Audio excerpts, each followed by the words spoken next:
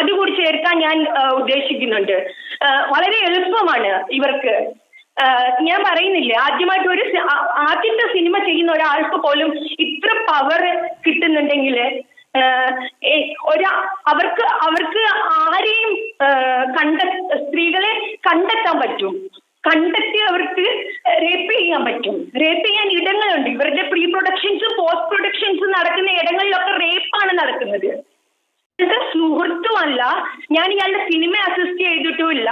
എന്റെ ട്രോമയുടെ അവസാന ഘട്ടത്തിൽ ഞാൻ ട്രോമയിൽ ഇരുന്ന്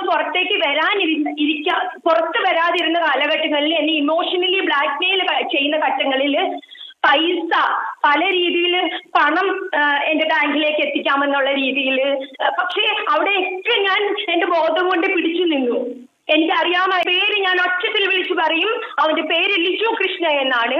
അവൻ ചെയ്ത സിനിമയുടെ പേര് പടവെട്ട് എന്നാണ്. അത് ക്യാൻസൽ ചെയ്യപ്പെടേണ്ട പടമാണ്.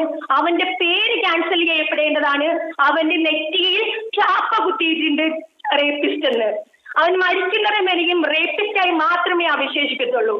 ഇന്ന് ഞാൻ ഈ ശബ്ദം ഉയർത്താൻ കാരണം, ഹേമ കമ്മീഷൻ റിപ്പോർട്ട് വന്നപ്പോൾ പലരും ചോദിക്കുന്നുണ്ടല്ലോ സർവൈവേഴ്സ് എന്തുകൊണ്ട് പുറത്തു വന്ന് ശബ്ദിക്കുന്നില്ല എന്നുള്ളത്. ഈ ശബ്ദം ഞാൻ എടുത്ത ശേഷം ഞാൻ ഈ കട്ടിലയിൽ കിടന്നു പോകും. അത്ര പോലും നിവർന്ന് നിൽക്കാൻ എനിക്ക് ഇനിയും ആരോഗ്യമായിട്ടില്ല. മാത്രമാണ് ഞാൻ പുറം ലോകം കാണുന്നു എന്ന് പറയുന്നത് ഹോസ്പിറ്റൽ മാത്രമാണ് ഇപ്പോഴും. എനിക്ക് ചുറ്റും കുറച്ചു പേര് രാവും പകലും ഉറങ്ങാതെ കാവലിരിക്കുകയാണ്.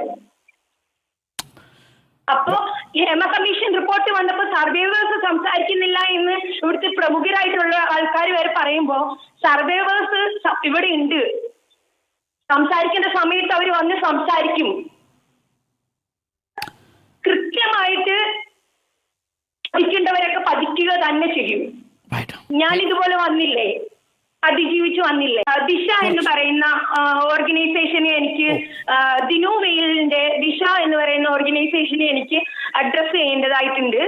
കാരണം എന്റെ മെഡിക്കൽ സപ്പോർട്ടിന് എനിക്ക് കൃത്യമായിട്ടുള്ള ട്രീറ്റ്മെന്റിലേക്ക് എന്നെ എത്തിക്കുന്നതിന് വേണ്ടിയിട്ട് ആ ഓർഗനൈസേഷൻ എന്നെ ഒരുപാട് ഹെൽപ്പ് ചെയ്തിട്ടുണ്ട്. താങ്ക് യു ദിനുവിന് താങ്ക് യു. ആൻഡ് WCC എൻ്റെ ഏറ്റവും പ്രിയപ്പെട്ട സ്ത്രീകൾക്കും എൻ്റെ ഏറ്റവും പ്രിയപ്പെട്ട സംഘടനയ്ക്കും ഐ എം ഗ്രേറ്റ്ഫുൾ.